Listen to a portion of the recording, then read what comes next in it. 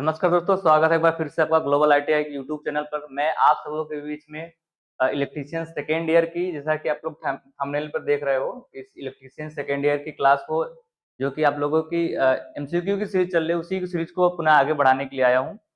ठीक है, तो वीडियो को स्टार्ट करने से पहले आप लोगों को थोड़ा इन्फॉर्मेशन दे दिया जाए कि जिन भाई लोग को लगता है कि वो अपने एग्जाम में काफी बेहतर करना चाहते हैं, अपनी तरफ से कुछ एफर्ट करना चाहते हैं, भाई उनके लिए क्या है कि आप गूगल में जाओगे और एड्रेस बार में लिखोगे www.globaliti.org, और जैसे ही आप सर्च करोगे तो जैसा स्क्रॉल आपके सामने खुल के यहाँ पे दिखाई दे रहा है, सेम टू सेम वैसा ही स्क्रॉल खुल के आपके जो है कि मोबाइल पे दिखेगा। और आप वहां से, जैसे यहाँ पे लिखा हुआ है ITI निमी मॉक टेस्ट 2025 फ्री, देख रहे हो, फ्री है।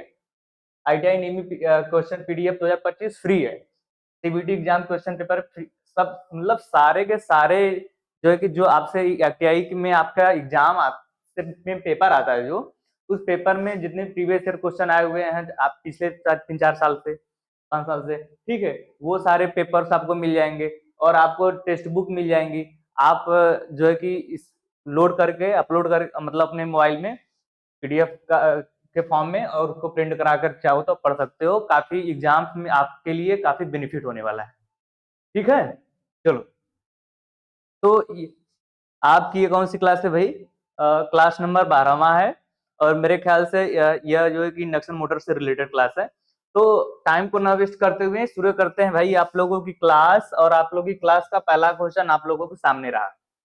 देखो, which type of AC single phase motor having low starting torque, यानी जो सिंगल फेज इंडक्शन मोटर होती है उनमें से वो कौन सी मोटर है जिसका जो स्टार्टिंग टार्क है वो सबसे लो होता है? तो पिछली वीडियो में, पिछली क्लास में क्या मैं जो है कि आपको 3-4 प्रकार के, 5 प्रकार के जो भी मतलब सिंगल फेज इंडक्शन मोटर होती है वो उनके बारे में लगभग बताया हूँ। एक होता है रेजिस्टेंस स्टार्ट इंडक्शन मोटर, जिसको आप बोलते हो स्प्लिट फेज इंडक्शन मोटर। एक होता है इस परमानेंट कैपेसिटर इंडक्शन मोटर। एक होता है डबल वैल्यू कैपेसिटर या फिर capacitor start and capacitor run induction motor. तो उन सारे के बारे में पिछली क्लास में ऑलरेडी बता चुका हूं। तो आपसे पूछ रहा है कि वो कौन सी सिंगल फेज एसी मोटर होती है जिसमें जो स्टार्टिंग टार्क होता है वो कम होता है।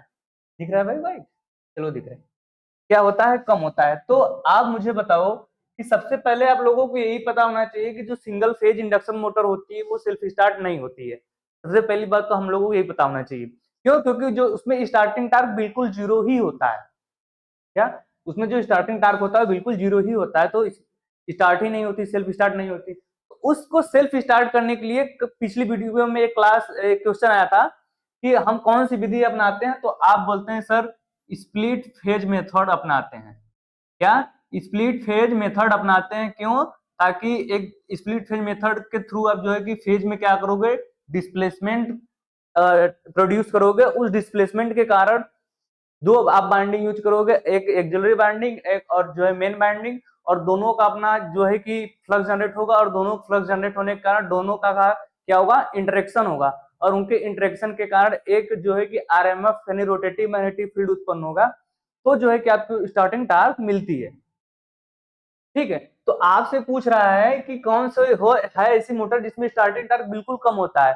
तो फेज स्प्लिटिंग जब आप करते हो तो एक मैं पहला ही बताया था कि रेजिस्टेंस स्टार्ट, मैंने पहला ही बताया था कि जो रेजिस्टेंस स्टार्ट आपकी इंडक्शन मोटर होती है, जिसको आप स्प्लिट फेज इंडक्शन मोटर भी बोलते हो, उसमें आपकी दो वाइंडिंग होती है, एक एक्सिलरी वाइंडिंग, एक मेन वाइंडिंग। ठीक, एक एक्सिलरी वाइंडिंग, एक मेन वाइंडिंग।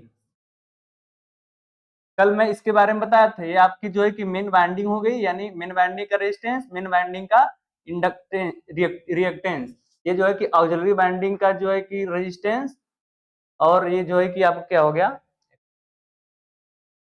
ये रेजिस्टेंस हो गया, और ये जो है कि रिएक्टेंस हो गया ऑक्सिलरी वाइंडिंग का। तो होता क्या है कि जब ये मोटर जो है स्टार्ट नहीं होती है तो हम फेज स्प्लिटिंग करते हैं। ठीक है, फेज स्प्लिटिंग कर दिए। तो आपको पता होगा कि जो टार का फॉर्मूला होता है वो क्या होता है, phi S C into phi, phi S C मतलब जो है, एक सेकंड, फाई एसी मतलब क्या हुआ, जो आपकी जो ऑक्सिलरी वाइंडिंग है उसका फ्लक्स और जो मेन वाइंडिंग है उनका फ्लक्स, और इन दोनों का गुणनफल का कोसाइन, दोनों गुणनफल का क्या होता है, कोसाइन। तो जो फाई है वो क्या है, दोनों वाइंडिंग के बीच का एंगल है। तो आप सोचो जब एंगल साइन 0 अंश का मान 0 होता है, साइन 90 डिग्री का मान 1 होता है। तो जब एक दूसरे के बीच 90 डिग्री का एंगल होगा उस कंडीशन में आपकी जो स्टार्क होगी वो क्या होगी, मैक्सिमम होगी। तो भाई उसको मैक्सिमम बनाने के लिए हम जो है कि दुनिया भर के अपना कैपेसिटर रन, कैपेसिटर स्टार्ट, दुनिया भर के मेथड यूज करते हैं। लेकिन जो रेजिस्टेंस स्टार्ट इस इंडक्शन मोटर होती है इसमें कोई कैपेसिटर यूज नहीं होता है। जब कोई कैपेसिटर नहीं होता यूज होता है तो इनके बीच का जो एंगल होता है थीटा जिसको आप बोल रहे हो, वो वेरी लो होता है। वो होता है लगभग 30 से 40 डिग्री होता है। कितना है, तो 30 से 40 डिग्री होता है। तो उस कंडीशन में क्या होता है कि जो आप खुद ही बताओ कि जब साइन 30 अंश का मान क्या होगा, साइन 30 अंश का मान देखो तो 1/2 मतलब 0.5, यानी 0.5 मतलब जो टार्क होगा वो आधा हो जाता है। इसका मतलब ये है कि जो रेजिस्टेंस स्टार्ट इंडक्शन मोटर होती है उसमें क्या होता है, जो आपका जो टार्क होता है वो मिनिमम होता है। क्या होता है, मिनिमम होता है। तो देखो भाई किसमें होता है, मतलब देखो इंडक्शन स्टार्ट इंडक्शन मोटर ऐसा कोई मोटर ही नहीं है, ये तो पता गलत चीज है। अगला क्या है, कैपेसिटर स्टार इंडक्शन मोटर, इसमें हाई होता है। Capacitor star and capacitor run induction motor, इसमें भी हाई होता है। लेकिन जो rotor resistance start induction motor होता है उसमें क्या होता है, जो आपकी स्टार्टिंग टार्क होती है वो वेरी और वेरी क्या होती है, लो होती है। क्या होती है भैया, लो होती है। क्यों, क्योंकि इसमें सिर्फ और सिर्फ हम जो है कि दोनों वाइंडिंग को का स्प्लिटिंग करते हैं, उसमें कोई भी कैपेसिटर वगैरह नहीं लगाते हैं। ठीक है, तो इस क्वेश्चन का आंसर आपका क्या होगा, D number, resistance start induction motor जो कि ये है, इसका जो स्टार्टिंग टार्क होगा सबसे कम होता है। ये राइट आंसर है। अगला क्वेश्चन आपके सामने रहा, what is the function of centrifugal switch in a single phase motor. यानी अभी जो मैं बनाया था, जो सेंट्रीफ्यूगल स्विच होता है उसका पूछ रहा है कार्य क्या होता है उसका। मैं बैक में ही लेता हूं, उसका पूछ रहा है जो सेंट्रीफ्यूगल स्विच है एसएस, जिसको मैं इंडिकेट कर रहा हूं एसएस से, इस सेंट्रीफ्यूगल स्विच का वर्क क्या है। तो भाई इस सेंट्रीफ्यूगल स्विच जो होता है आपको पता होना चाहिए कि at the time of starting, starting के टाइम पे क्या होता है, ऑक्सिलरी वाइंडिंग को क्या है, कनेक्ट करने का काम करता है। लेकिन जब आपकी जो स्पीड होती है मोटर की वो लगभग रेटेड स्पीड को प्राप्त हो जाती है, तो उस कंडीशन में इसको ओपन कर दिया जाता है। क्या कर दिया जाता है, ओपन कर दिया जाता है। आप बोलोगे सर ओपन क्यों करते हैं, आप बोलोगे सर ओपन क्यों करते हैं, तो भाई ध्यान देना कि जो आपकी ऑक्सिलरी वाइंडिंग है और जो मेन वाइंडिंग है, जो ऑक्सिलरी वाइंडिंग का रेजिस्टेंस हम हाई रखते हैं और इसका जो रिएक्टेंस है वो लो रखते हैं। लेकिन जो हमारी मेन वाइंडिंग है, जो मेन वाइंडिंग है उसका जो रेजिस्टेंस है वो हम लो रखते हैं और रिएक्टेंस हम हाई रखते हैं। अब बोलो क्यों रखते हैं, क्यों, क्योंकि जो आपकी जो रनिंग वाइंडिंग है वो हमेशा और हमेशा आपके कनेक्शन में रहने वाली है। अब बताओ जब कनेक्शन में हमेशा रहेगी उसका रेजिस्टेंस आप हाई रख दोगे, तो रेजिस्टेंस हाई रख दोगे तो वहां पे लॉसेस होगा कि नहीं, आप बोलोगे सर बिल्कुल होगा। तो उस लॉसेस को कम करने के लिए हम कौन सा जो कि रेजिस्टेंस को क्या करते हैं, लो रखते हैं, किसके, मेन वाइंडिंग के। और जो है कि जो आपकी ऑक्सिलरी वाइंडिंग है उसके रेजिस्टेंस को हम हाई रखते हैं। बोलो क्यों रखते हैं, इसलिए हम हाई रखते हैं ऑक्सिलरी वाइंडिंग के रेजिस्टेंस को मेरे भैया, ताकि जो आप जब स्टार्ट करो तो उसमें सिर्फ और सिर्फ बहुत कम से कम करंट फ्लो हो।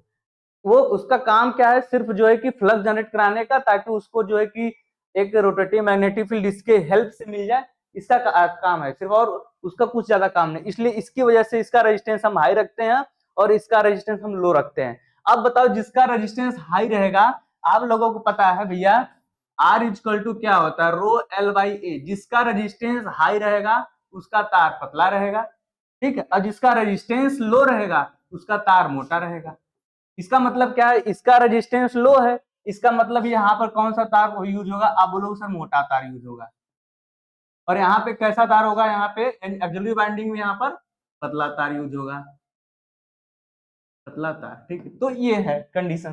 तो आपसे क्वेश्चन क्या पूछ रहा था, आपसे क्वेश्चन पूछ रहा था कि सेंट्रीफ्यूगल स्विच का काम क्या है, तो मैं अभी बता दिया कि जो है कि रनिंग बाइंडिंग को क्या करने का, अलग करने का। रनिंग बाइंडिंग को जो है कि ऑक्सिलरी बाइंडिंग से, यानी रनिंग, देखो मेन बाइंडिंग को ही रनिंग बाइंडिंग बोलते हैं, मेन बाइंडिंग को ही रनिंग बाइंडिंग बोलते हैं।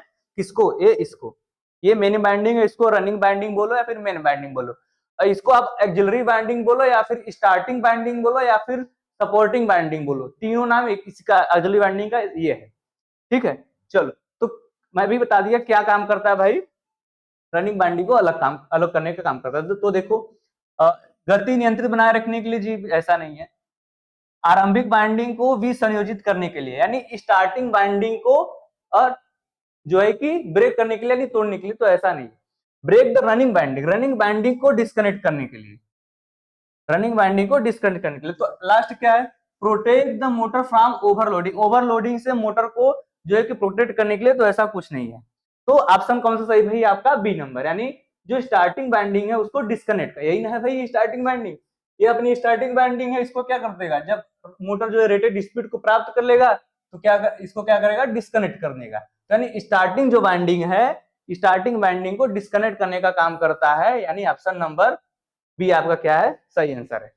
तीसरा ऑप्शन देखो, रनिंग बाइंडिंग थोड़ी अलग होती है भाई, रनिंग बाइंडिंग तो हमेशा मोटर में यूज ही होगी, जब वो रनिंग बाइंडिंग जो है नहीं यूज होगी तब तो फिर मोटर जो है कि पुनः बंद हो जाएगी। तो ऑप्शन नंबर बी क्या है भाई, राइट आंसर।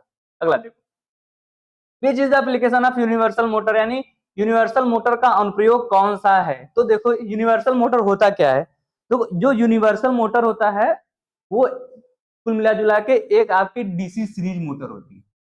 सब लोग पढ़ चुके हो मेरे ख्याल से, डीसी सीरीज मोटर जनरेटर सब कुछ खत्म हो चुका है। तो जो डीसी सीरीज मोटर होती है वो किस पे, एसी और डीसी दोनों पर वर्क कर सकती है, तो उसको ही अपन क्या बोलते हैं, यूनिवर्सल मोटर बोलते हैं। क्या बोलते हैं, यूनिवर्सल मोटर। तो आपको पता होगा कि जो यूनिवर्सल मोटर होती है यानी डीसी सीरीज मोटर होती है, उसकी जो स्टार्टिंग टार्क होती है वो क्या होती है, वेरी हाई होती है। क्या होता है भैया, स्टार्टिंग टार्क जो होता है वो क्या होता है, वेरी और वेरी हाई होता है। तो देखो जो जेट पंप होता है, ठीक है, जेट पंप में आप क्या यूज करते हो, स्क्वायरल केज इंडक्शन मोटर वगैरह यूज करते हो, ठीक है। जो टेली प्रिंटर होता है, टेली प्रिंटर मतलब समझ रहे हो भाई, प्रिंटर वगैरह जिसमें आप प्रिंट करते हो, तो उसमें क्या होता है, मोटर आगे पीछे वर्क करती है, उसको कई जो है कि कंडीशन में वर्क करना पड़ता है। तो यहाँ पे जो है कि मैक्सिमम केसेस में आपकी हिस्टेरिसिस मोटर यूज होती है। कौन सी मोटर यूज होती है, हिस्टेरिसिस मोटर, ठीक है। और कंप्रेसर जो होता है, कंप्रेसर में आप अपनी जो है कि इच्छा अनुसार चाहे इंडक्शन मोटर यूज कर लो, चाहे डीसी मोटर यूज कर लो, आपके एप्लीकेशन पर डिपेंडेंट है। लेकिन जो फूड मिक्सर होता है भैया, जो फूड मिक्सर होता है उसमें आप जानते हो कि फूड में पहले जो कि स्टार्ट करने के बाद जो है कि फूड वगैरह नहीं डाला जाता, पहले डाल दिया जाता है उसके बाद स्टार्ट किया जाता है। इसका मतलब यह है कि उसमें ऑलरेडी लोड दे दिया जाता है, उसके बाद स्टार्ट किया जाता है। तो आपको पता होना चाहिए कि जो डीसी सीरीज मोटर होती है उसका जो टार्क टी होता है वो उसके करंट के यानी लोड करंट के स्क्वायर के प्रोपोर्शनल होता है, यानी स्टार्टिंग टार्क बहुत हाई होता है। तो भाई हाई स्टार्टिंग टार्क रहेगा तभी ना लोड को खींच पाएगा, इसलिए जो है वहां पर कौन सा यूज किया जाता है, फूड मिक्सर में कौन सा मोटर यूज किया जाता है, यूनिवर्सल मोटर, जिसको आप डीसी सीरीज मोटर भी बोलते हो, ठीक है। तो ऑप्शन नंबर बी क्या है आपका भाई, राइट आंसर। अगला देखो, which single phase motor is fitted with wound rotor, यानी वाउंड रोटर के साथ कौन सी सिंगल फेज मोटर फिट होती है। तो देखो वाउंड रोटर का मतलब क्या होता है, वाउंड रोटर जो होता है ना, जिसको आप बोलते हो स्लिपरिंग इंडक्शन मोटर, क्या बोलते हो, स्लिपरिंग इंडक्शन मोटर को ही भाई बोला जाता है wound rotor, wound rotor motor, ठीक है। तो उस पूछ रहा है कि उसके साथ वो कौन सी मोटर है जो फिट होती है। फिट होने का मतलब ये है कि इनमें से कौन सी मोटर है जो कि इसकी तरह ही सेम टू सेम वर्क करती है। तो एक बात भाई ध्यान देना, जो देखो कैपेसिटर स्टार्ट और कैपेसिटर रन मोटर है, वो ये कौन सी होती है, वो तो स्क्वायरल केज इंडक्शन मोटर होती है ना, इसमें स्लिपरिंग वगैरह थोड़ी लगा होता है। देखो परमानेंट कैपेसिटर मोटर मोटर तो ये भी तो स्क्वायरल केज इंडक्शन मोटर है, ये भी तो स्क्वायरल केज इंडक्शन मोटर है। तो ये दोनों तो गलत हो गए, बचा शेडेड पोल जो है मोटर। तो शेडेड पोल को के बारे में बताऊंगा, शेडेड पोल के बारे में काफी डिस्कशन बताऊंगा, जो कि थोड़ा हर मोटर से क्या थोड़ा सा अलग होती है। तो बचा क्या, रिपल्सन मोटर, यानी जो रिपल्सन मोटर होती है वो जस्ट लाइक इसकी तरह होती है वाउंड रोटर मोटर, या फिर जिसको आप बोलते हो स्लिपरिंग इंडक्शन मोटर की तरह वर्क होती है। सेम टू सेम वर्क भी वैसा करता है, लेकिन उसमें थोड़ा सा डिफरेंस क्या है कि आप जानते हो कि जो इस इंडक्शन मोटर्स वगैरह होते हैं इनमें जो है कि न ही कम्यूटेटर होता है और न ही ब्रशेस वगैरह होते हैं, लेकिन जो रिपल्सन मोटर है, रिपल्सन मोटर में कम्यूटेटर भी होता है और ब्रश भी होता है। ये उसकी खासियत है। इसलिए क्या है कि इसलिए जो स्लिप रिंग इंडक्शन मोटर से थोड़ा सा अलग हो गया, बट लेकिन सब कुछ जो इसका कार्य वगैरह किसके समान है, स्लिप रिंग इंडक्शन मोटर यानी वाउंड रोटर मोटर के समान। इसलिए जो है कि ये इसके साथ बिल्कुल फिट आता है, यानी ऑप्शन नंबर ए क्या भाई, right answer. Option number A क्या है आपका राइट आंसर। अगला देखो, what is the relation between running winding and starting winding of a single phase induction motor with respect to resistance, यानी रेजिस्टेंस के संबंध में सिंगल फेज इंडक्शन मोटर की जो रनिंग वाइंडिंग है और जो स्टार्टिंग वाइंडिंग है उनके बीच में क्या संबंध होता है। तो भाई अभी मैं बता दिया कि जो आपकी ये मैंने मान लिया जो है कि रोटर हो गया, ये आपकी स्टार्टिंग वाइंडिंग हो गई, ठीक है, और ये आपकी मेन वाइंडिंग हो गई। तो मैं यहाँ पे बता भैया, मैं बताया कि आपका जो है कि ऑक्सिलरी वाइंडिंग का रेजिस्टेंस हो गया, ये मेन वाइंडिंग का रेजिस्टेंस हो गया। तो अभी बताया कि जो मेन वाइंडिंग का रेजिस्टेंस होता है वो लो होता है, जो मेन वाइंडिंग का रेजिस्टेंस होता है वो लो होता है। क्यों होता है? तो क्योंकि जो हमारी जो रनिंग वाइंडिंग होती है हमेशा कंडक्शन में होती है, चालन में होती है। तो आप जितना कम से कम उसका रेजिस्टेंस रहेगा उतना ही कम उसमें जो है कि लॉसेस होंगे, और हम ये नहीं चाहते कि लॉसेस बढ़े, हम ये नहीं चाहते कि लॉसेस बढ़े। तो जो हमारा जो मेन वाइंडिंग रेजिस्टेंस हो गया वो क्या होगा, लो होगा। जो ऑक्सिलरी वाइंडिंग होगी उसका रेजिस्टेंस क्या होगा, हाई होगा। उसका रेजिस्टेंस क्या होगा, हाई होगा। मैं ऑलरेडी बता चुका हूं। तो देखो भाई, दोनों रेजिस्टेंस बराबर होंगे, गलत बात है। रनिंग वाइंडिंग कम और रनिंग वाइंडिंग इज लेस, यानी रनिंग वाइंडिंग की जो रेजिस्टेंस है वो लेस होगी और स्टार्टिंग वाइंडिंग मोर, यानी जो स्टार्टिंग वाइंडिंग रेजिस्टेंस होगा वो मोर होगा। वही तो मैं बता रहा हूँ, यानी ऑप्शन नंबर बी क्या है राइट आंसर। अगर देखो रनिंग वाइंडिंग इज मोर, गलत। Running winding is less, starting winding is infinitive, ऐसा भी नहीं है। तो ऑप्शन नंबर बी क्या होगा भाई, राइट आंसर। यानी रनिंग वाइंडिंग का जो रेजिस्टेंस होगा वो मिनिमम होगा और जो स्टार्टिंग वाइंडिंग का रेजिस्टेंस होगा वो मैक्सिमम होगा। तो ऑप्शन नंबर बी क्या होगा भाई, right answer. What is the function of the part marked as X in the shaded pole motor. देखो शेडेड पोल के बारे में बताया ना, मैं थोड़ा सा डिटेल में बताऊंगा, ज्यादा नहीं, लेकिन आपकी जो है कि एमसीक्यू की क्लास है, बट थोड़ा सा मैं बताऊंगा, ठीक है। तो पूछ रहा है कि जो एक्स है वो है क्या। तो एक्स को समझने के लिए थोड़ा आगे देखो, ये मैंने एक बनाया है, दिख रहा है ना भाई, हाँ दिख रहा है। ये मैंने एक बनाया है छोटा सा आपका जो थ्रेडेड पुल इंडक्शन मोटर। तो जो थ्रेडेड पुल इंडक्शन मोटर होती है उसकी जो देखो मैं जो मेन पॉइंट है उसके बारे में लिख दिया हूं कि इसका जो कंस्ट्रक्शन होता है वो सेम टू सेम किसके तरह होता है, इंडक्शन मोटर की तरह। लेकिन किसका, स्टेटर का। मैंने लिखा है कि stator just like induction motor, यानी स्टेटर की जो संरचना होती है वो इंडक्शन मोटर की तरह होती है। लेकिन जो इसका रोटर है दो भागों में डिवाइड होता है। जो सॉरी जो मैंने एक्चुअली विपरीत लिख दिया है। जो रोटर होती है उसकी संरचना, जो है किसके समान होती है, इंडक्शन मोटर के समान होती है। जो स्टेटर होता है इसमें जो पोल होते हैं साइलेंट पोल यूज किए जाते हैं। कैसा, साइलेंट पोल यूज होते हैं, साइलेंट पोल यूज होते हैं। और जिसमें जो पोल होता है भैया इसको दो भागों में डिवाइड कर दिया जाता है, दो भागों में डिवाइड कर दिया जाता है। एक की चौड़ाई देख रहे हो ज्यादा है, एक की कम है। तो जिसकी चौड़ाई कम है उसमें हम क्या करते हैं, एक जो है कि कांपर की रिंग लगा देते हैं। कांपर की क्या है, देखो ये रिंग दिख रहा है ना, कांपर की रिंग लगा देते हैं जैसे यहाँ पे दिख रहा है, ठीक है। तो और बाकी जो बचता है उससे पूरी की पूरी हम बाइंडिंग करते हैं, ठीक है। तो और इसकी जो जो कापर की रिंग है इसको बिल्कुल जितना हो सके हम बिल्कुल अंदर जो है कि उसको फिट करते हैं, ताकि जो उसका इंडक्टेंस हो वो हाई हो, इंडक्टेंस वो क्या मिल सके हमको, हाई मिल सके। इसलिए इसको बिल्कुल जितना अधिक से अधिक हो सके इसको अंदर ही हम फिट करते हैं, ठीक है। तो ये हमारा जो पार्ट है इसको हम बोलते हैं सैडेड पार्ट, सैडेड पोल। क्या बोलते हैं, सैडेड पोल बोलते हैं। बाकी ये वाला जो पार्ट है इसको हम बोलते हैं अनसैडेड पोल। क्या बोलते हैं भैया, अनसैडेड पोल, ठीक है। तो आपसे पूछता है कि जो सैडेड पोल मोटर होती है उसकी जो रोटेशन होती है यानी घूमने की दिशा होती है कहां से कहां तक होती है। तो मैंने लिख दिया है कि direction of rotation unshaded to shaded की ओर होती है, अनसैडेड टू सैडेड की ओर होती है। और दूसरा क्वेश्चन जो कई बार पूछा हुआ है कि इसका डायरेक्ट ड्यूअर मतलब direction of rotation never change, इसकी डायरेक्शन आप कभी चेंज ही नहीं कर सकते हो, इसकी डायरेक्शन फिक्स रहेगी, अनसैडेड टू सैडेड की ओर होगी, ठीक है। अगला देखो कि आप लोग पता है कि जो सिंगल फेज इंडक्शन मोटर कभी सेल्फ स्टार्ट होती ही नहीं है, लेकिन जो आपकी हिस्टेरेसिस मोटर हो गई, रिलक्टेंस मोटर हो गई, स्टेपर मोटर हो गई और ये आपका सैडेड पोल मोटर होगा, ये सब ऐसी स्पेशल प्रकार की मोटर हैं। ये जो सब सिंगल फेज ही होती है बट ये सेल्फ स्टार्ट भी होती हैं, ठीक है।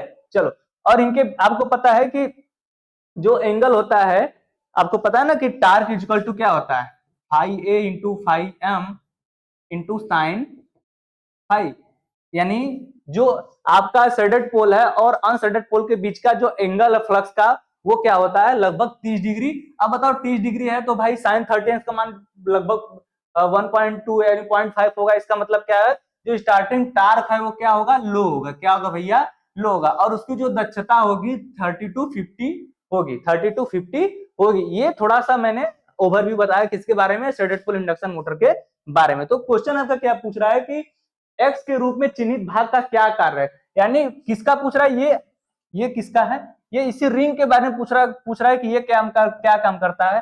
तो भाई आपको पता है कि जो ये रिंग है ना, यही जो है जो कि आपको स्टार्टिंग टार्क प्रोवाइड करने का काम करता है। कौन, शेडेड पोल में जो लगाई गई रिंग है, ठीक है।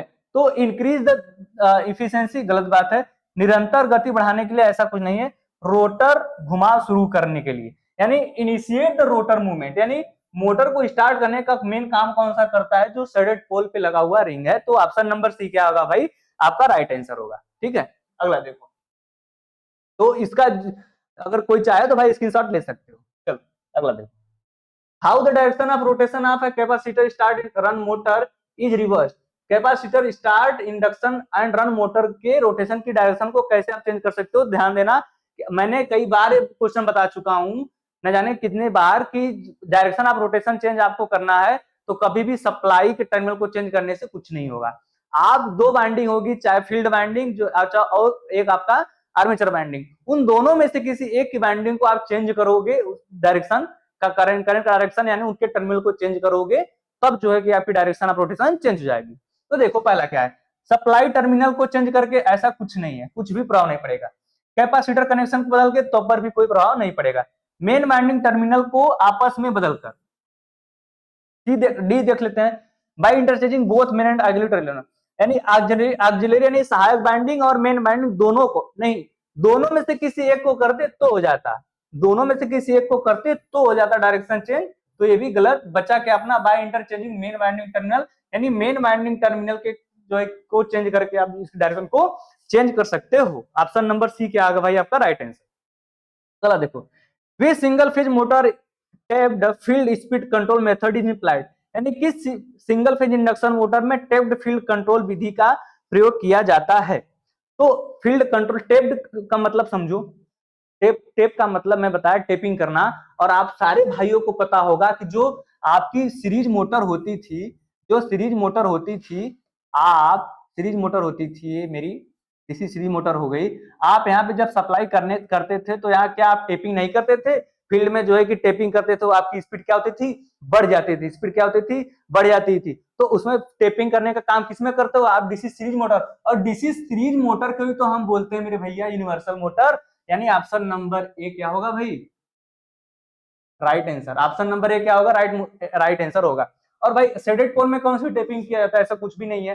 कैपेसिटर इंडक्शन मोटर में टैपिंग का कोई कंसेप्ट ही नहीं, टैपिंग का कंसेप्ट सिर्फ आपकी सीरीज मोटर में है, जो कि ऑप्शन नंबर ए राइट आंसर है। अगला देखो, which type of single phase induction motor is used in a food mixer, यानी फूड मिक्सर में कौन सी मोटर यूज की जाती है। तो क्या ये क्वेश्चन दोबारा नहीं आया हुआ है, क्या ये क्वेश्चन दोबारा नहीं आया हुआ, मैं अभी बताया कि जो फूड मिक्सर होता है वो हमेशा लोडेड कंडीशन में काम करता है। लोडेड कंडीशन में अच्छा टार्क, स्टार्टिंग टार्क देने का काम कौन करती है, दिस सीरीज मोटर, जिसको हम क्या बोलते हैं, यूनिवर्सल मोटर। यानी ऑप्शन नंबर ए क्या होगा भाई आपका right answer. Option number A क्या होगा राइट आंसर। बाकी इन सबका तो जो है सभी लोग जानते हो कि स्टार्टिंग टार्क ही वेरी लो है, इन सबका स्टार्टिंग टार्क ही वेरी लो, तो ये सब यूज ही नहीं हो पाएंगे। ठीक है, तो ऑप्शन नंबर ए क्या होगा राइट आंसर। अगला क्वेश्चन आपके सामने था, what is the angular displacement between starting and running binding of a single phase induction motor, यानी सिंगल फेज इंडक्शन मोटर की स्टार्टिंग और रनिंग बाइंडिंग के बीच एंगल कितना होगा, यानी होना चाहिए। तो आप सारे भाइयों को पता है, मैं बता चुका हूं कि जो आपका कार का फार्मूला होता है वो क्या होता है, ये यानी tau equal to phi M, यानी मेन बाइंडिंग का फ्लक्स, फाई यानी ऑक्सिलरी बाइंडिंग का फ्लक्स, थीटा मतलब इन दोनों के बीच का एंगल। आप बताओ जब टार्क मैक्सिमम कब होगा, टार्क मैक्सिमम आप जानते हो कि साइन 90 डिग्री का मान होता है 1 और साइन 0 अंश का मान होता है 0, इन यानी 1 और 0 के बीच में क्या करेगा, 0 से लेकर 90 डिग्री तक में 1 और 0 के बीच में वेरी करेगा। तो थीटा का मान मैक्सिमम कब जब होगा उस समय आपकी टार्क क्या होगी, मैक्सिमम। आप टार्क मैक्सिमम ही चाहते हो ना भाई, टार्क 0 हो गया तो कहां से मोटर घूमेगी, तो मैक्सिमम टार्क चाहिए, वो कितना होगा 90 डिग्री। यानी 90 डिग्री पे जो है कि स्टार्टिंग वाइंडिंग और जो है कि मेन वाइंडिंग के बीच का जो एंगल होगा वो 90 डिग्री होगा, उसको हमारा क्या होगा, द बेस्ट होगा। अच्छा, लेकिन ये तो आइडियल केसेस है, ये आइडियल केसेस है, लेकिन रियलिटी में ऐसा थोड़ी होता है कि हम जो है कि दोनों बीच में 90 डिग्री एंगल हो। रियलिटी में प्रैक्टिकली क्या होता है, 0 से ग्रेटर और 90 से कम, यानी जो प्रैक्टिकली होता है वो 75 डिग्री होता है। जो प्रैक्टिकली होता है, जो प्रैक्टिकली, ये भी आया क्वेश्चन है कि प्रैक्टिकली इंडक्शन मोटर में स्टार्टिंग वाइंडिंग और रनिंग वाइंडिंग के बीच का एंगल कितना होता है, वो होता है 75 डिग्री। ठीक है, तो इस क्वेश्चन का आंसर सी है। अगला क्वेश्चन आपके सामने रहा, why the hysteresis motor is suitable for sound recording instrument, यानी जो हिस्टैरिसीस मोटर होती है साउंड रिकॉर्डिंग इंस्ट्रूमेंट में क्यों यूज की जाती है। थोड़ा सा इसके बारे में, हिस्टैरिसीस मोटर के बारे में थोड़ा सा बताया हूँ, बस हल्का सा देखो इसको, जो भाई को लगता है वो इसके साथ डालेंगे, मैं थोड़ा सा बताता हूँ। देखो, सारी मोटर जितनी भी आप यूज करते हो उन सारी मोटर्स में अभी तक आप लोग पढ़े होगे कि आप सोचते हो कि उसमें हिस्टैरिसीस लॉसेस बिल्कुल ना हो, ईडी करंट लॉसेस बिल्कुल ना हो, उसको ईडी करंट लॉसेस को कम करने के लिए आप लेमिनेशंस करते थे। हिस्टैरिसीस लॉस को कम करने के लिए आप soft iron, soft ferromagnetic material का यूज करते थे, जैसे सिलिकॉन स्टील हो गया, सीआरजी हो गया, ठीक है, ताकि उसमें क्या हो सके, मिनिमम जो है कि हिस्टैरिसीस लॉस हो सके। लेकिन जो हिस्टैरिसीस मोटर ही, इसका नाम ही है भाई हिस्टैरिसीस मोटर, इसका नाम ही है हिस्टैरिसीस मोटर। इसको क्या करते हैं, इसमें हम जानबूझ के जो है कि हिस्टैरिसीस लॉस करवाते हैं। और हिस्टैरिसीस लॉस किसमें अधिक होगा, आप बोलोगे सर हार्ड मैग्नेटिक मटेरियल में। किसमें होगा, हार्ड मैग्नेटिक मटेरियल में होगा मैक्सिमम हिस्टैरिसीस लॉसेस, यानी जो उसका बी एच कर होगा, ये आपका एच हो गया, ये बी हो गया, इनके बीच का जो कर हो गया जितना अधिक होगा, इन बीच का कर जितना अधिक होगा जिस मटेरियल का, उसी मटेरियल को हम यूज करेंगे किसमें, हिस्टैरिसीस मोटर को बनाने में। लेकिन बात ध्यान रखना, इसकी जो कंस्ट्रक्शन की हम बात करें, इसी कंस्ट्रक्शन जो होगी इंडक्शन मोटर के समान होगी, यानी कौन, लेकिन सिर्फ स्टेटर, यानी स्टेटर जो होगी इंडक्शन मोटर के समान होगी, लेकिन जो रोटर का कंस्ट्रक्शन है बिल्कुल अलग होगा। आप देखते थे स्क्विरल केज इंडक्शन मोटर में, स्लिप रिंग इंडक्शन मोटर में, उसमें बाइंडिंग और इसमें कॉपर रॉड वगैरह यूज किया जाता था, लेकिन ऐसा कुछ भी नहीं है। इसमें क्या यूज किया जाता है मैं बताया हूँ थोड़ा सा। यहाँ पे देखो, ये शाफ्ट है, शाफ्ट के जस्ट ऊपर होता है एल्यूमिनियम कोर होती है। क्या होती है, एल्यूमिनियम कोर होती है। और आप लोग जानते हो कि एल्यूमिनियम एक नॉन मैग्नेटिक यानी पैरा मैग्नेटिक मटेरियल है। इसका मतलब यह है कि इसमें कुछ चुंबकीय क्षेत्र में रखने पर इसका कोई प्रभाव नहीं पड़ेगा, यानी इसका हिस्टैरिसीस लूप का एरिया क्या होगा, बहुत ज्यादा होगा। और उसके जस्ट ऊपर मैंने यूज किया है कोबाल्ट स्टील, जो कि लिखा भी हुआ है कि हार्ड मैग्नेटिक मटेरियल, यानी जो कोबाल्ट स्टील होता है मेरे भाई, ये भी जो है कि हार्ड मैग्नेटिक मटेरियल, इसका भी जो हिस्टैरिसीस लूप होता है बहुत ही अधिक होता है। उसके जस्ट ऊपर होता है एयर गैप, और एयर गैप के बाद फिर अपना क्या है, अपना भाई स्टेटर है। और स्टेटर की अपनी की 3 बाइंडिंग हो गई, एक जो है कि यहाँ पे लिख दिया मैंने ऑक्सिलरी बाइंडिंग, और यहाँ पे आरवाईबी को मैंने दिखा दिया कि आपकी मेन बाइंडिंग। ठीक है, तो ये थोड़ा सा मैंने बताया ओवरव्यू हिस्टैरिसीस मोटर के बारे में, इसका थोड़ा सा कंस्ट्रक्शन है। आप इसको लेना चाहो तो जो थोड़ा सा मैं लिखा हूँ इसकी स्टार्ट भी ले सकते हो। आपसे क्वेश्चन पूछता है जो हिस्टैरिसीस मोटर होती है वो कौन से मोटर होती है, ऑप्शन देगा induction motor, DC series motor, synchronous motor. भाई ध्यान रखना कि जो आपकी हिस्टैरिसीस मोटर होती है वो सिंक्रोनस मोटर होती है। क्यों, क्योंकि वो वर्क किस स्पीड से चलती है, सिंक्रोनस स्पीड से चलती है। किस स्पीड से चलती है भाई, सिंक्रोनस स्पीड से चलती है। ठीक है, और रनिंग टाइम पे जो इसका टार्क होता है, जो रनिंग टाइम पे टार्क होता है वो हिस्टैरिसीस लॉस और ईडी करंट लॉस के टार्क के कारण जो है कि दोनों पर जो है कि इसको टार्क उत्पन्न होता है। लेकिन जब मोटर जो है कि रनिंग कंडीशन में जाती है तो जो ईडी करंट लॉसेस होता है वो बिल्कुल उसके कारण खत्म हो जाता है टार्क, यानी ईडी करंट के कारण उत्पन्न होने टार्क कार्य प्रभावी नहीं होता है।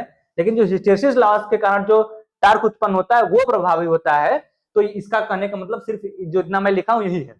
ठीक है, तो इसमें इसकी खासियत क्या है, खासियत क्या है कि इस पे इसके रोटर पे कोई बाइंडिंग नहीं की जाती है। मैं बताया ना कि शाफ्ट के ऊपर जो है कि एल्यूमिनियम पूरा का पूरा ठोस मटेरियल, एल्यूमिनियम के जस्ट ऊपर कोबाल्ट स्टील का ठोस मटेरियल। इसका मतलब जब ये चलेगी तो कोई भी आवाज नहीं करेगी। जब आवाज नहीं करेगी तो इसको ऐसे स्थानों पर यूज किया जाता है जहां पर शोरगुल की आवश्यकता ना हो, जैसे कि आपका प्रिंटर हो गया, ठीक है, आपकी विद्युत घड़ियां हो गई, ठीक है, वहां पे यूज किया जाता है। ये सीडी डीवीडी जानते हो, डीवीडी वगैरह में यूज किया जाता था कि वहां बहुत स्लो चलता था लेकिन आवाज बिल्कुल कम करता था, तो वहां पे यूज किया जाती है hysteresis motor.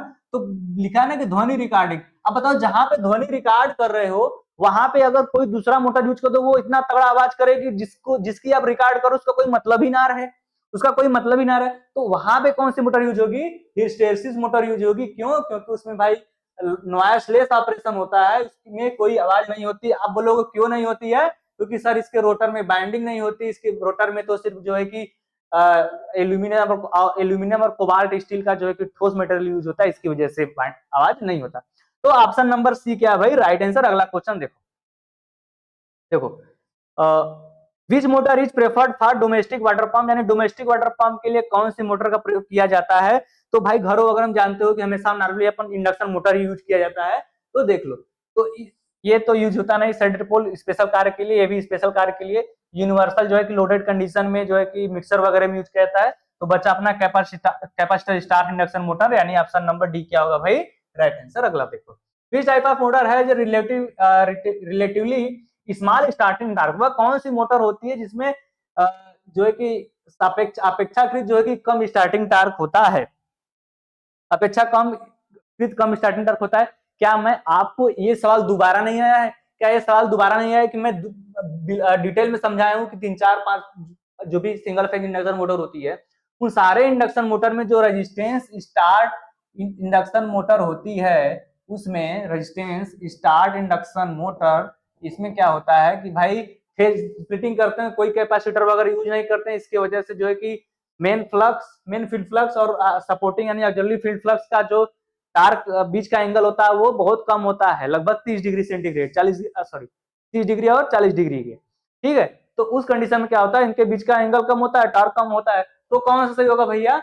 Resistance star induction motor will be right answer. Resistance start induction motor क्या होगा? आपका राइट आंसर होगा। अगला क्वेश्चन आपके सामने रहा, what is the function of centrifugal switch in split phase motor, यानी स्प्लिट फेज मोटर में जो आपका सेंट्रीफ्यूगल स्विच होता है उसका क्या काम होता है? तो मैं क्या आपको नहीं बताया हूं कि इसका काम क्या होता है? जो आपकी स्टार्टिंग वाइंडिंग होती है उसको कनेक्ट और डिस्कनेक्ट करने का काम करता है। तो देखो पहला क्या है भाई?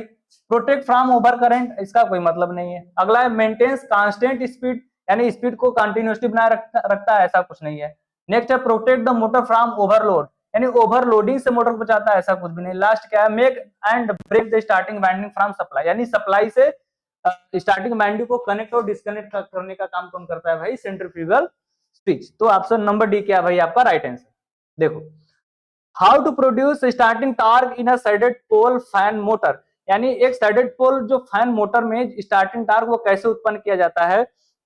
तो इसके बारे में तो मैं काफी डिटेल में आपको ऑलरेडी बता चुका हूँ साइडेड पोल की मोटर के बारे में कि भाई इसमें क्या यूज करते हो आप? साइडेड पोल यूज करते हो, उस पर जो है कि एक कापर के रिंग लगाते हो जिसके कारण आपका स्टार्टिंग टॉर्क जनरेट होता है। तो ऑप्शन नंबर क्या होगा भाई आपका? राइट आंसर, यानी पोल पर जो है कि आप रिंग का यूज करके, ठीक है।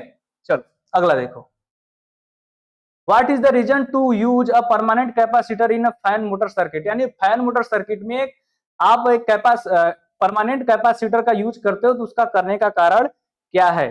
तो सभी भाई लोग जानते हो कि हम सिंगल फेज इंडक्शन मोटर हमारी क्या होती है, जो एक सेल्फ स्टार्ट नहीं होती, उसको स्टार्ट करने के लिए हम क्या करते हैं? सेल्फ फेज स्प्लिटिंग का मेथड का यूज करते हैं। तो फेज स्प्लिटिंग में ही हमारा कौन फेज स्प्लिटिंग करने का जो वर्क है वो कौन कार्य करता है इसमें? भाई आपका एक कैपेसिटर, जो कि यहाँ पे लिखा हुआ। तो देखो स्पीड रेगुलेशन ऐसा कुछ नहीं है, बिजली की कम खपत करने के लिए ऐसा भी कुछ नहीं है। नेक्स्ट है splitting of phase of rotor, splitting of phase for torque, यानी टॉर्क उत्पन्न करने के लिए फेज स्प्लिटिंग करने का काम जो कौन करता है वो भाई आपका कैपेसिटर करता है। तो ऑप्शन नंबर सी क्या होगा भाई? Right answer. अगला देखो, which motor is having half coil motor, यानी मोटर में वह कौन सी मोटर है जिसमें हाफ कॉइल वाइंडिंग होती है? तो भाई जो आपका सीलिंग फैन होता है जो सीलिंग फैन होता है वो उसमें क्या होती है, हाफ कॉइल वाइंडिंग की जाती है। तो ऑप्शन नंबर सी क्या होगा भाई इसका राइट आंसर। अगला देखो, why running binding is placed in the bottom of the core, यानी जो कोर होती है, जो रनिंग बाइंडिंग होती है कोर के निचले हिस्से में प्रयोग क्यों की जाती है। मैं इसके बारे में सेडेड पुल जो इंडक्शन मोटर होती है उसमें ही काफी डिटेल में बता दिया हूं कि जो आप बाइंडिंग यूज करते हो वो कोर से जितना अधिक नीचे होगा वो एयर गैप से उतना दूर होगा। जब एयर गैप से दूर होगा तो भाई उसका जो है कि रिलक्टेंस कम होगा। जब रिलक्टेंस कम होगा तो आप लोग जानते हो जो रिलक्टेंस कम होगा तो फार्मूला इंडक्टेंस का क्या होता है, mu N square A by L, यानी आपका रिलक्टेंस कम होगा इसका मतलब क्या है, इंडक्टेंस बढ़ेगा।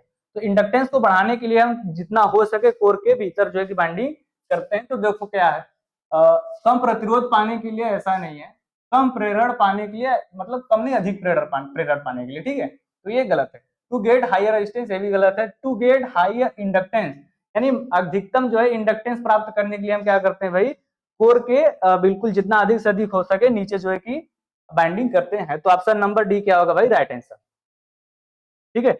देखो, calculate the slot distance for a ceiling fan having 28 slot 14 poles 14 coils in half coil connection, यानी आधे कुंडलन कनेक्शन में 28 स्लॉट 14 पोल और 14 कॉइल वाले सीलिंग फैन की स्लॉट की दूरी ज्ञात कीजिए। तो भाई देखो, आपको पता है कि थीटा इलेक्ट्रिकल का मान क्या होता है, बोलो sir P by T into theta M, ये होता है फार्मूला। तो भाई थीटा इलेक्ट्रिकल आपको निकालना है, पोल का मान दिया है, आप बोलो सर पोल का मान दिया है 14, पोल का मान दिया है 14/2, और थीटा मैकेनिकल आप लोग सभी लोग जानते हो कि हमेशा कितना होता है 360 डिग्री, लेकिन वो एक पोल के लिए होता है, एक स्लॉट के लिए। तो यहाँ पे स्लॉट कितना है भाई, स्लॉट कितना है 28, कितना है 28। तो थीटा एम यानी 360 डिग्री, 360 डिग्री बटे 28, इसको कैलकुलेट करो, ये हो जाएगा 7, ये हो जाए 12 पॉइंट समथिंग इसमें आएगा, ठीक है 12.8 या फिर ऐसा समथिंग आएगा। तो 12 से 84, 8 से 56, 84 6 लगभग 90 के आसपास आ जाएगा। तो थीटा इलेक्ट्रिकल का आपका मान कितना आएगा भाई 90 डिग्री, यानी ऑप्शन नंबर इसमें कौन सा है, ऑप्शन नंबर ये क्या होगा भाई आपका राइट आंसर। अगला क्वेश्चन आपके सामने रहा, what is the application of shaded pole motor, यानी शेडेड पोल मोटर का क्या काम है। शेडेड पोल मोटर के बारे में आप लोगों को इसका एप्लीकेशन वगैरह चित्र वगैरह सब कुछ बता दिया हूँ। ये जो है कि विद्युत घड़ियां हो गई, हेयर ड्रायर हो गया, ऐसे छोटे छोटे कार्यों में यूज किया जाता है आपका कौन, शेडेड पोल इंडक्शन मोटर। आप लोग ये भी जानते हो कि इसकी जो डायरेक्शन ऑफ रोटेशन आप कभी चेंज नहीं कर सकते, ठीक है। चलो अगला देखो, अगला क्या है, क्लासिक खत्म हो गई, सवाल ही खत्म हो गई। चलो तो भाई मुझे लगता है कि मैं अपनी तरफ से काफी बेहतर समझाने की कोशिश किया हूं, और उम्मीद है आप भी जो है कि समझने की कोशिश किए होगे, और नहीं किए होगे तो कोशिश करना समझ में भी आएगा, ठीक है। तो मिलते हैं नई क्लास में नई ऊर्जाओं के साथ, धन्यवाद।